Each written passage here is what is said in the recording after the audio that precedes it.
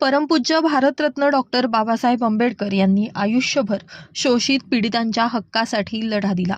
शिक्षण, समानता आणि स्वाभिमानाचा मार्ग दाखवत लाखो लोकांच्या जीवनाला दिशा दिली.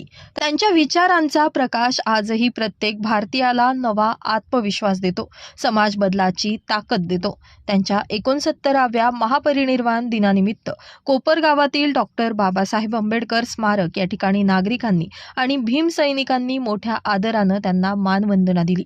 याचबरोबर सामूहिक बुद्धवंदना देखील घेण्यात आली.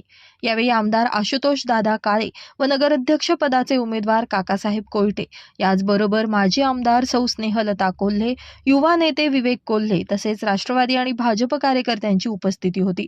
सर्वांनी बाबासाहेबांच्या प्रतिमेस पुष्पहार अर्पण करून कृतज्ञतेची भावना व्यक्त केली. या ठिकाणी जय भीमच्या जयघोषांनी वातावरण भारावून गेलं होतं.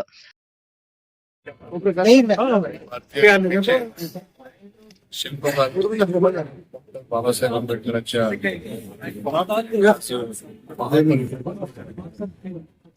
राष्ट्रवादी काँग्रेस पार्टीचे नगराध्यक्ष पदाचे उमेदवार काकाजी कोयटे,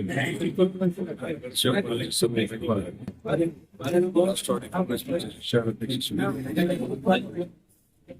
सर्वच पदाधिकारी या ठिकाणी आजच्या दिवशी अभिवादन करण्यासाठी त्या ठिकाणी त्यांना अभिवादन करण्यासाठी या ठिकाणी जात असतात.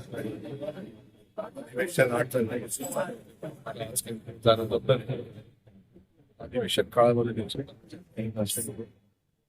बाबासाहेब आंबेडकरांना अभिवादन त्यांचे जे काही विचार समाजाला शिका, संघटित व्हा, संघर्ष करा, त्या शिकवणीप्रमाणे सर्वांनी शिक्षणाला घेऊन दिलं पाहिजे. आपल्या समाजाचा आमदार त्या ठिकाणी संघटन करणं, शिक्षणाच्या माध्यमातून त्या ठिकाणी वागण्याचं मुद्दा आहे. हे दिल्याशिवाय माणूस दुर्गुणणार नाही.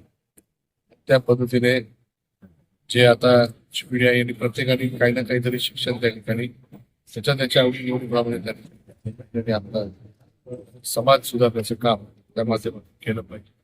हे विचार डॉक्टर बाबासाहेब आंबेडकरांनी आपल्याला दिलेले. त्या पद्धतीने सर्वांनी विचार आगी करून जीवन करावं अशी विनंती या निमित्ताने करतो.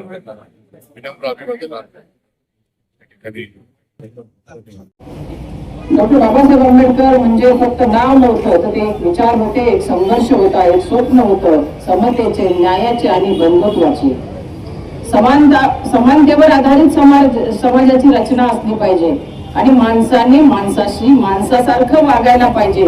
हा एक अद्भुत असा सुंदर असा विचार त्यांनी पेरलेला आहे. आणि म्हणून त्यांनी जे स्वतःचं शिक्षण घेतलं ते स्वतःसाठी नाही तर समाजासाठी घेतलं आणि शिक्षणाचं महत्व दिलं. शिका, संघटित व्हा आणि संघर्ष करा. आणि म्हणून निश्चितच त्यांनी जे जे काही त्यावेळी संघर्षासाठी, समाजात क्रांती होण्यासाठी जे जे काही उपक्रम केले ते आजही आपल्या सगळ्यांच्या स्मरणात आहे.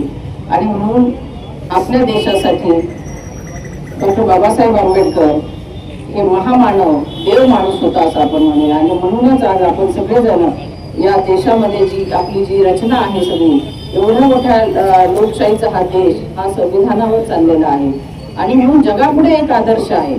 म्हणून आपल्यासाठी ते देवापेक्षा कमी नाहीत. आणि म्हणून आपण सगळेजण कुठल्याही धर्मग्रंथापेक्षा सुद्धा संविधानाला नतमस्तक होतो आणि म्हणून संविधान हे श्रेष्ठ आहे.